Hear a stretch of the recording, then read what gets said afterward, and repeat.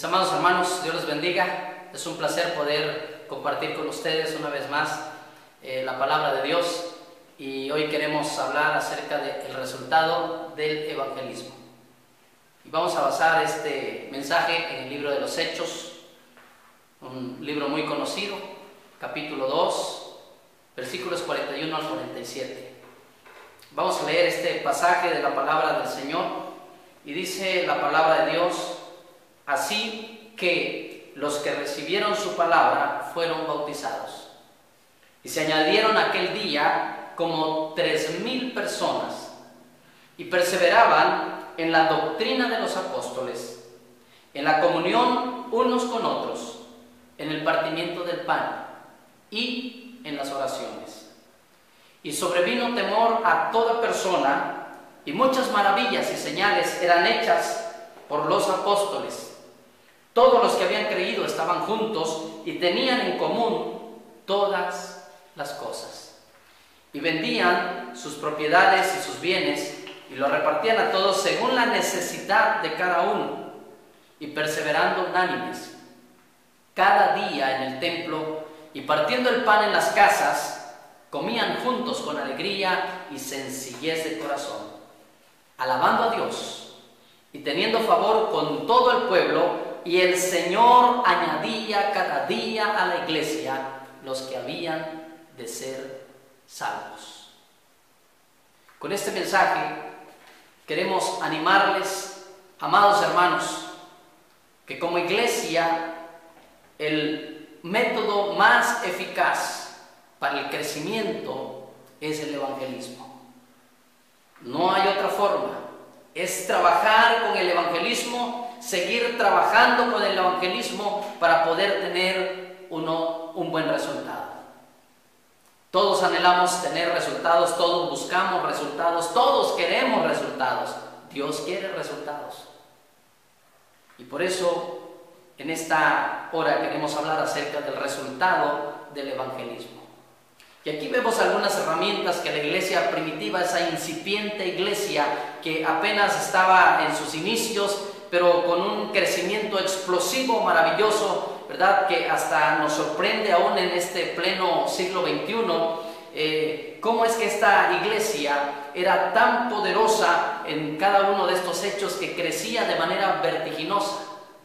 Estoy completamente seguro que a ustedes, al igual que a mí, nos gustaría también ver a nuestras iglesias crecer y tener buenos resultados, maravillosos resultados, y que cada año podamos estar dando buenos reportes, buenas noticias, ¿verdad?, del crecimiento de nuestras iglesias.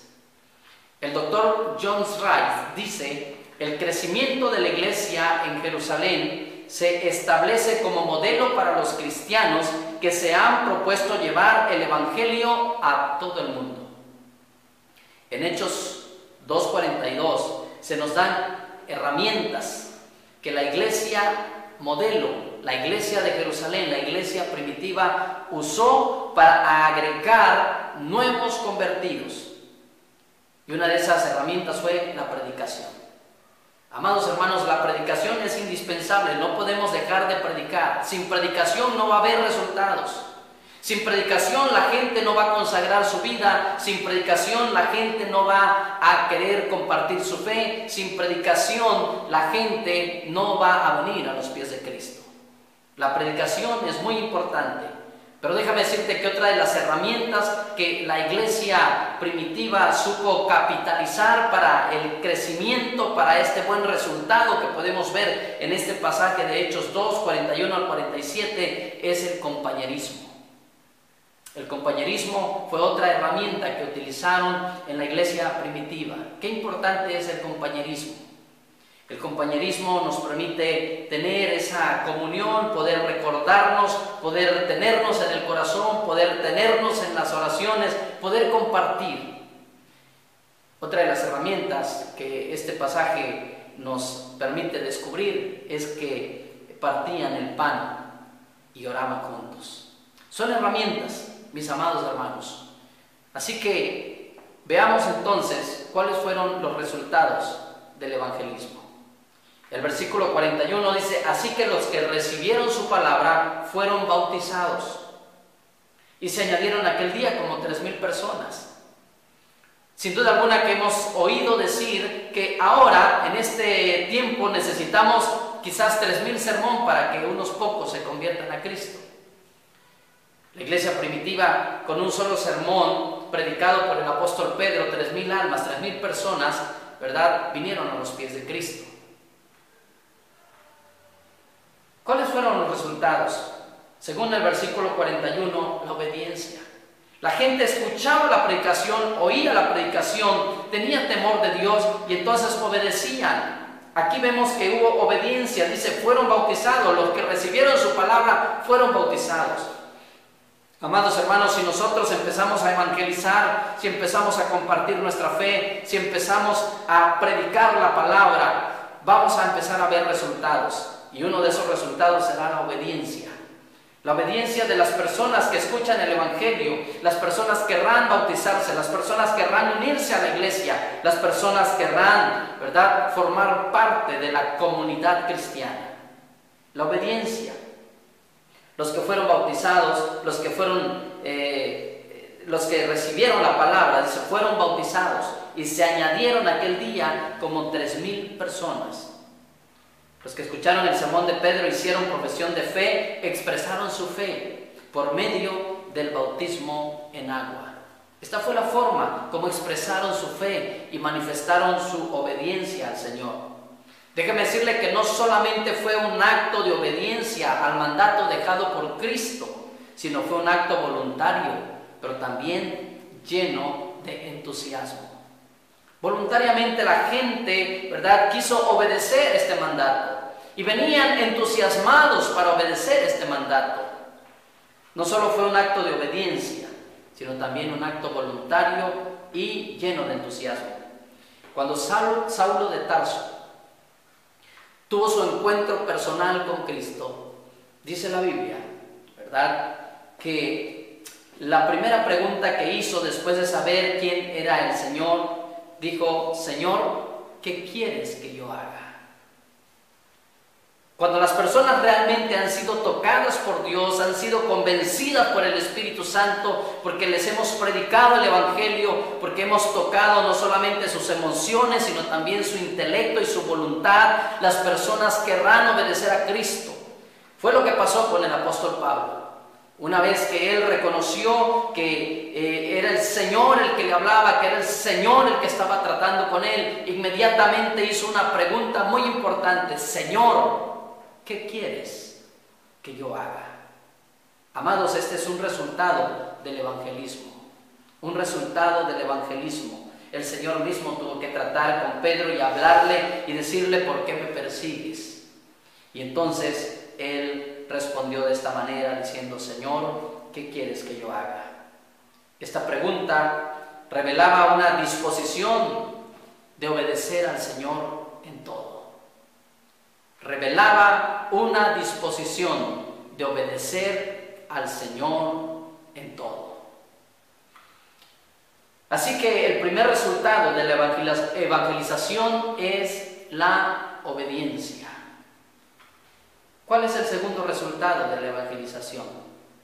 Vemos en el versículo 41 la segunda parte que dice, se añadieron aquel día como 3,000 personas, pero en el versículo 44 dice, todos los que habían creído estaban juntos y tenían en común todas las cosas.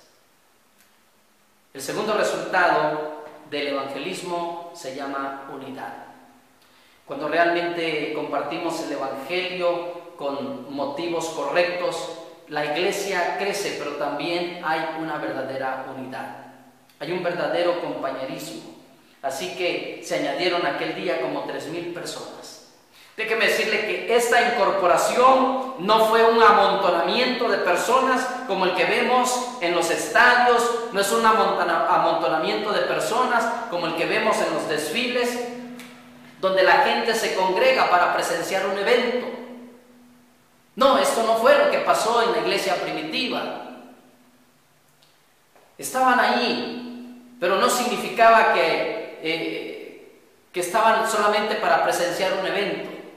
Cuando las personas van para presenciar un evento, para presenciar un desfile, para presenciar un partido de fútbol, pueden estar ahí, tal vez 30,000, 40,000, 100,000 espectadores, pero eso no significa que tengan unidad o que las personas estén unidas. Así que cuando se predica el Evangelio, realmente uno de los resultados se llama unidad. El versículo 44 dice que todos los que habían creído estaban juntos. No habla simplemente de presencia corporal. Estar juntos no habla simplemente de presencia corporal, sino de una verdadera unidad espiritual. Las personas estaban unidas espiritualmente. Un matrimonio puede estar legalmente unido. Pueden vivir bajo el mismo techo, pueden comer en la misma mesa, pueden dormir en la misma cama, sin embargo, los sentimientos pueden estar divididos.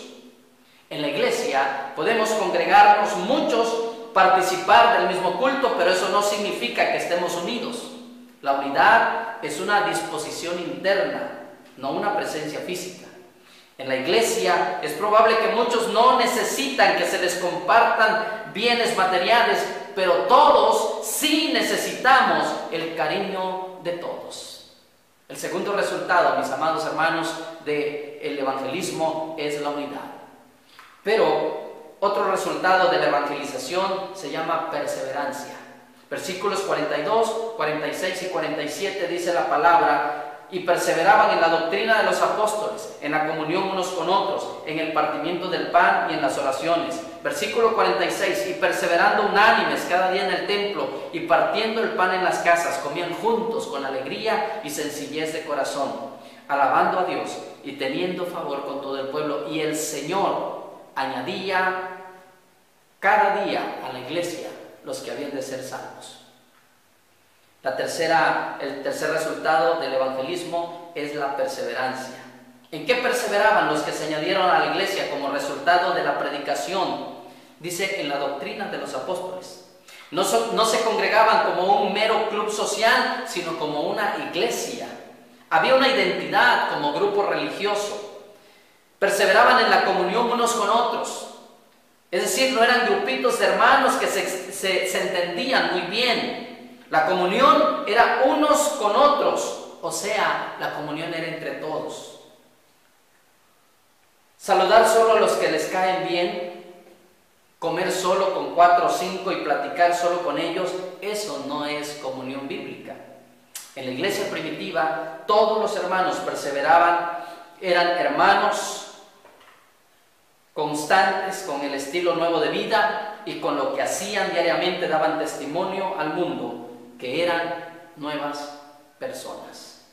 El resultado del evangelismo, en primer lugar, fue la obediencia. En segundo lugar, vemos que el otro resultado fue la unidad, una verdadera unidad. Y el resultado número 3 es la perseverancia. Perseveraban, dice, en las oraciones, perseveraban en la doctrina de los apóstoles, perseveraban en la comunión unos con otros y perseveraban en el partimiento del pan, dice la palabra. Había ciertas características en ellos que ahora en nuestro mundo no tenemos.